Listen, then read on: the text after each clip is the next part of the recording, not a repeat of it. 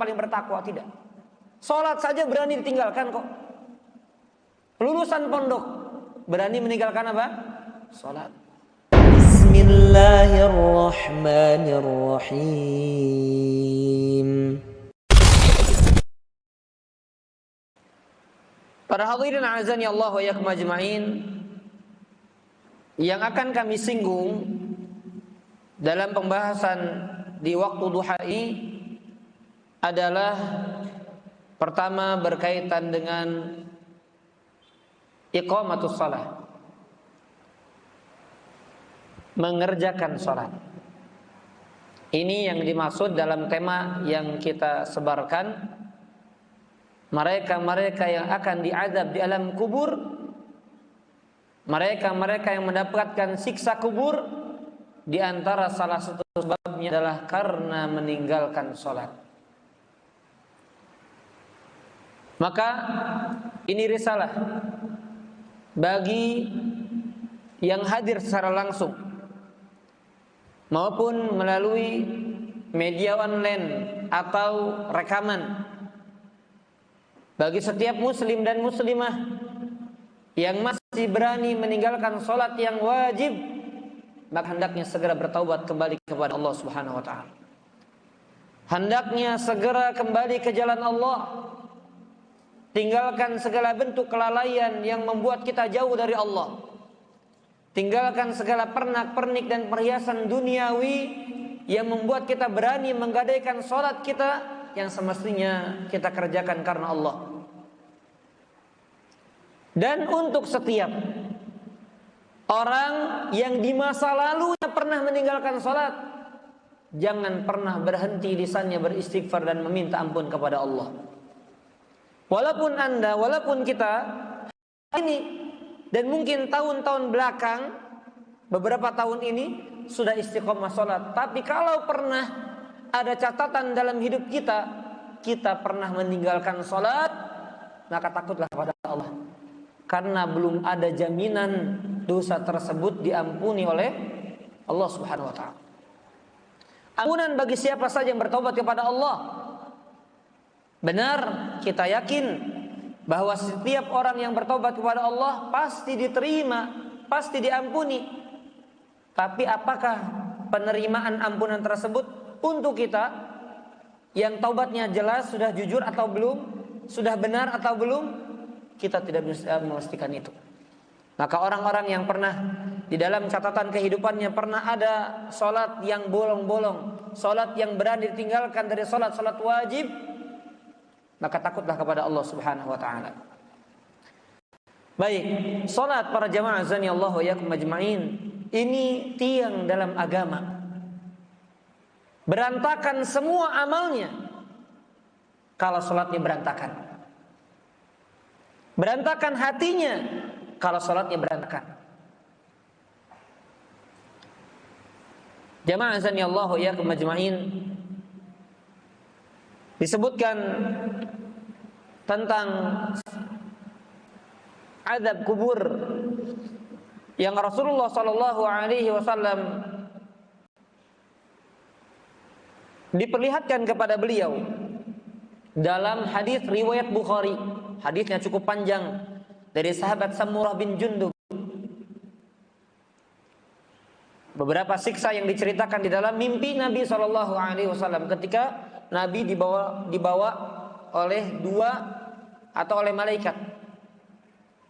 Maka Nabi diperlihatkan berbagai macam siksa yang ada di alam barzakh.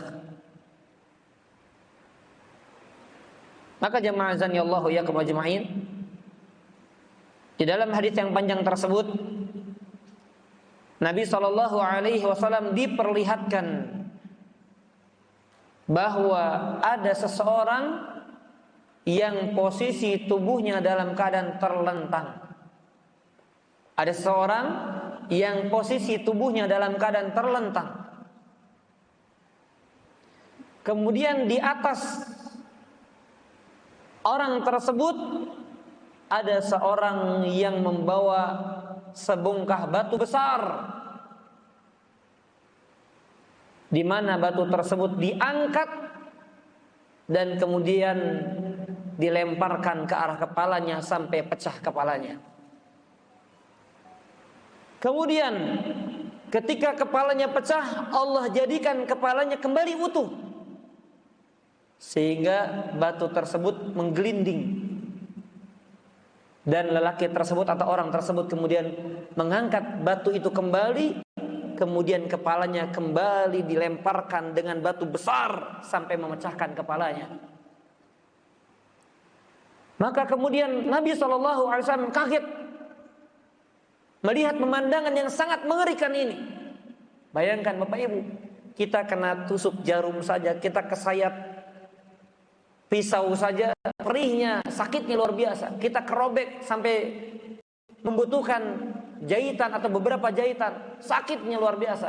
Bagaimana dengan batu yang besar yang dilemparkan sekeras mungkin di atas kepalanya sampai membuat kepala tersebut hancur, pecah. Dan itu diulang beberapa kali. Maka Nabi SAW mengatakan, "Mahada? Ada apa dengan ini?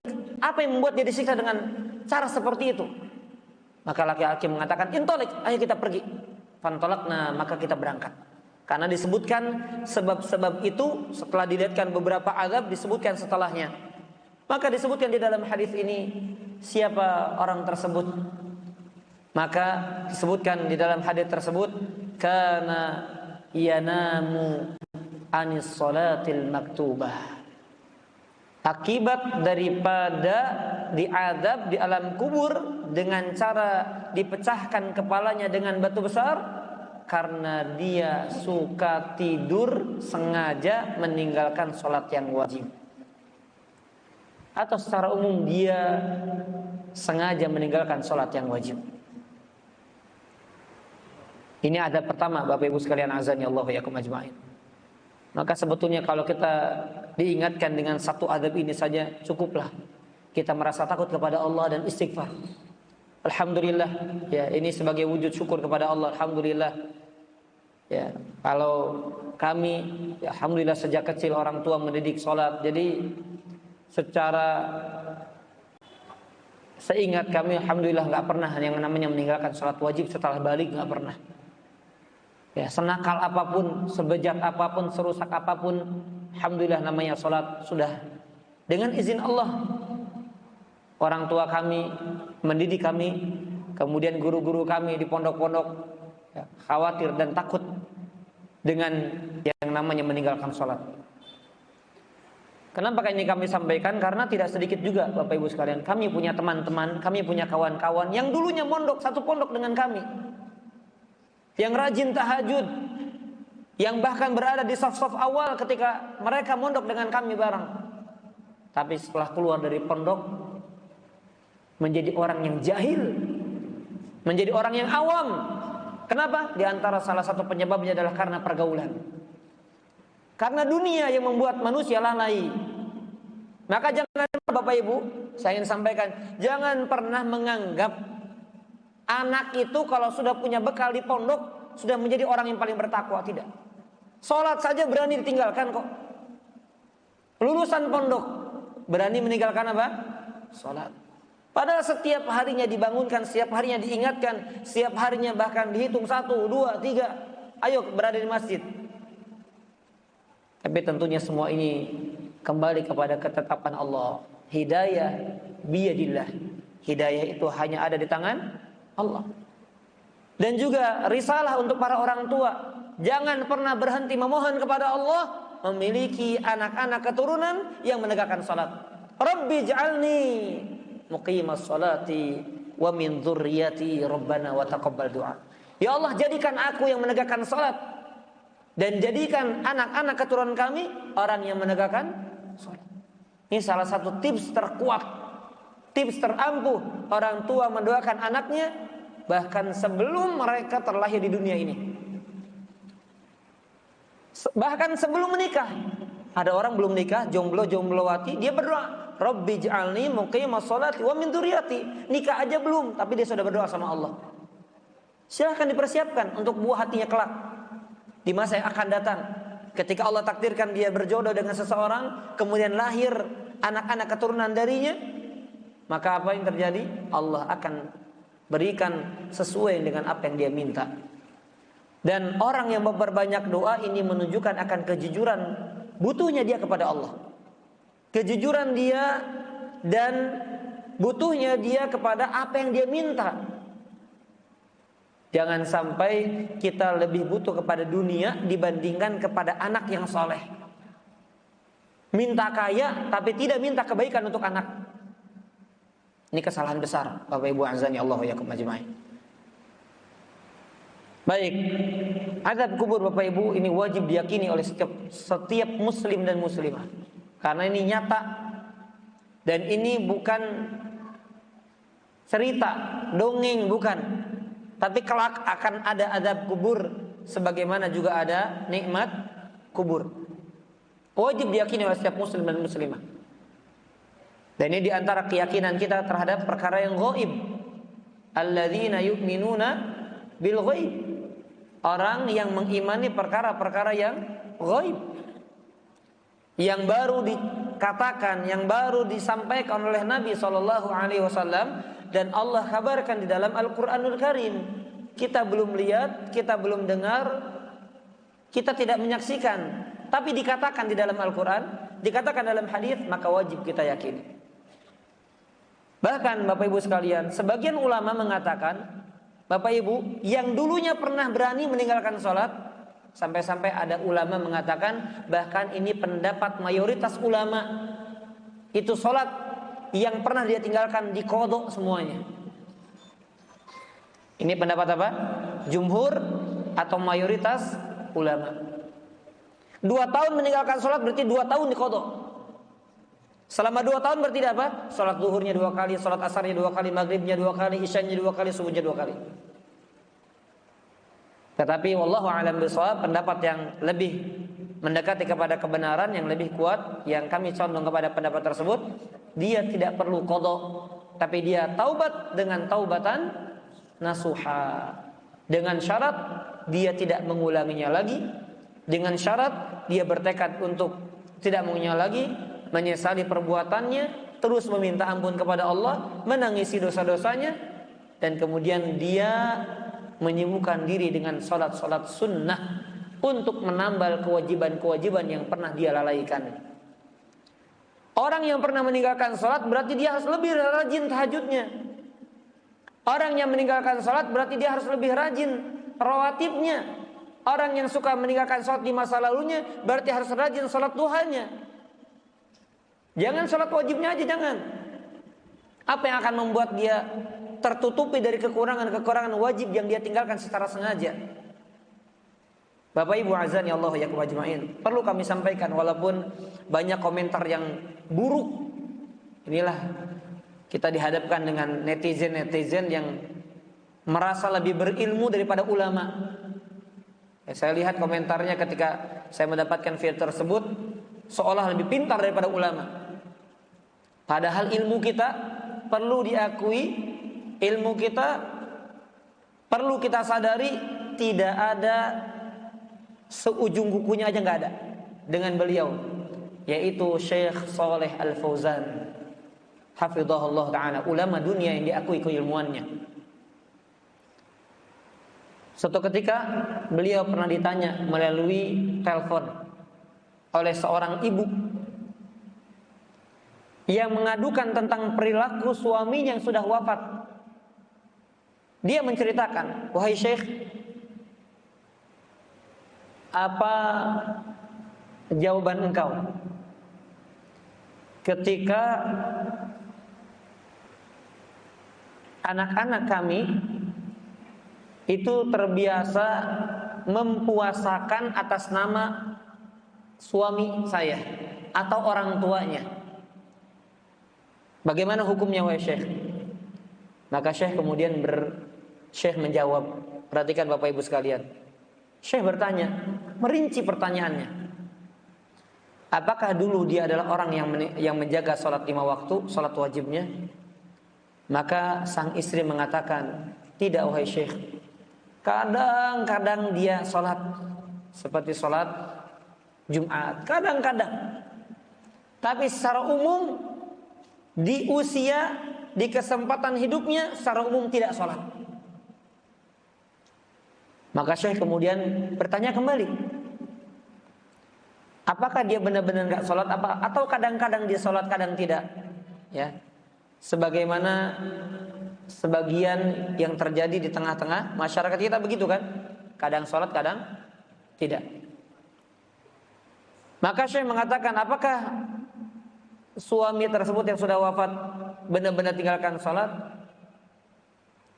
Maka kemudian kata istrinya, ya, bahkan nggak pernah sholat berjamaah di masjid. Kalaupun sholat di rumah, itu pun dalam seumur hidup terhitung 1-2 kali saja paling.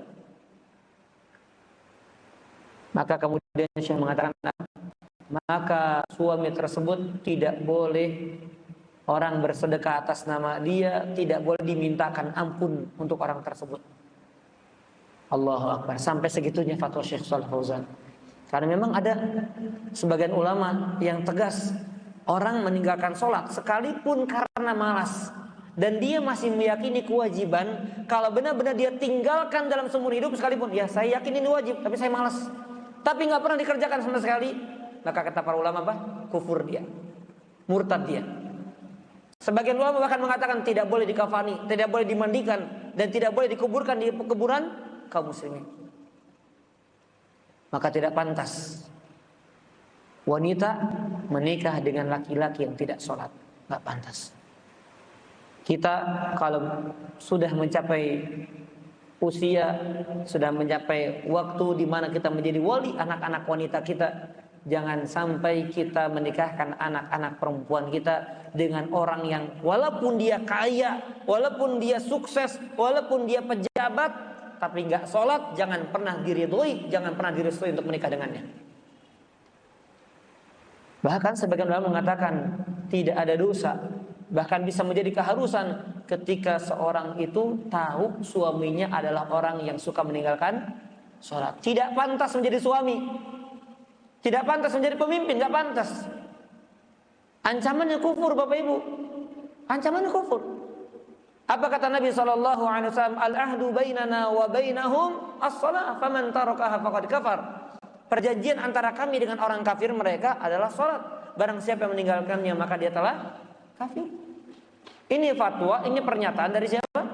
Nabi langsung SAW.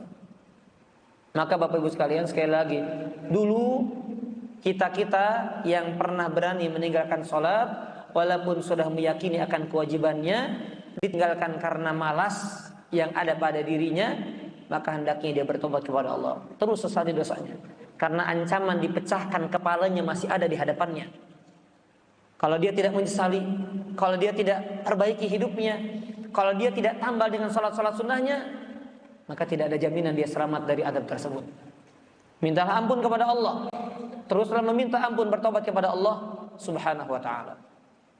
Baik, Bapak Ibu sekalian azani Allah ya kumajma'in. Keraslah, tegaslah kepada anak-anak kita yang tidak sholat. Sudah tidak sholat, maka kita harus bersikap tegas kepada anak-anak kita. Jangan mengatakan gak enak, kasihan. Ya, jangan. Kenapa? Karena kita lebih kasihan hari kiamatnya, karena kita lebih kasihan kehidupan masa datangnya, masa yang akan datangnya, dibandingkan kehidupan yang sementara ini. Bapak Ibu azani Allah wa yakum ajma'in. Ini hukuman pertama bagi orang-orang yang meninggalkan salat. Yang kedua, makanya lihat di sini disebutkan apa kata Nabi dalam hadis yang tadi dibacakan, harta mereka, darah mereka kan apa? Terjaga. Jadi kalau orang mereka syahadat, sholat, zakat, puasa, maka darah mereka terjaga, dan apalagi harta mereka terjaga. Kalau tidak, maka tidak dijaga, tidak dilindungi. Yang kedua, para jamaah azanillahu ya kumajma'in, wail itu artinya kecelakaan bagi orang yang meninggalkan sholat kelak pada hari kiamat. Apa dalilnya? Surat Al-Ma'un, kita hafal semuanya. Allah Subhanahu wa ta'ala mengatakan, fawailul lil musallin alladzina hum an salatihim sahun. Wail, celaka, binasa, rugi. Dalam tafsiran lain disebutkan wail artinya wadin fi jahannam. Wail itu adalah sebuah lembah yang ada di neraka jahannam. Maka ancaman, ini lembah untuk siapa? Untuk orang-orang yang salat. Orang-orang yang salat. Dikatakan oleh sebagian ulama, Bapak Ibu perhatikan. Dikatakan oleh sebagian ulama, ini azab, kecelakaan, kebinasaan diperuntukkan untuk orang yang mengakhirkan sholat. Artinya apa? Dia masih sholat, tapi sholat bukan pada waktunya. Diakhirkan sampai masuk di waktu berikutnya. Lalu bagaimana dengan orang yang sengaja meninggalkan sholat? Untuk orang yang malas-malasan sholat, masih mengerjakan, tapi di ujung waktunya itu masih Allah katakan apa? Wailun lil musallin. Celaka orang-orang yang salat. Alladzina hum an salatihim sahun. Mereka yang lalai dari waktu salatnya. Lalu bagaimana dengan orang yang benar-benar meninggalkan salat walaupun alasannya karena apa? Malas. Bapak Ibu azan ya Allah ya ajmain. Termasuk yang perlu kami sampaikan karena ancamannya begitu keras, begitu tegas dalam hadis-hadis dan dalam ayat Al-Qur'anul Karim.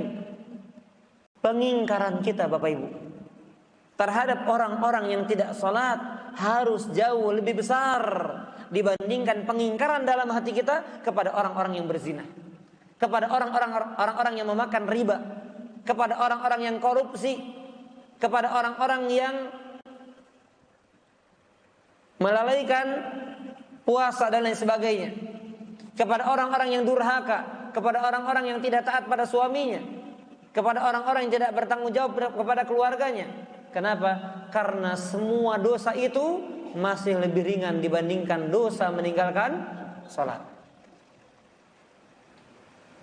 Bapak Ibu, kita anak kita misalnya naudzubillah min dzalik, atau anak seseorang, kita pasti ingkari kalau dia misalnya kerja di tempat riba, betul atau tidak? Atau kita ingkari kalau dia durhaka, kita ingkari kalau dia mencuri, kita ingkari kalau dia khianat atas amanah yang dititipkan kepadanya. Tetapi kita wajib lebih ingkar kepadanya kalau dia meninggalkan sholat. Tidak ada dosa yang orang meninggalkan atau mengerjakan dosa tersebut diancam dengan kekufuran, melainkan dosa meninggalkan sholat. Baik, kemudian para jamaah azan ya Allah ya ajmain,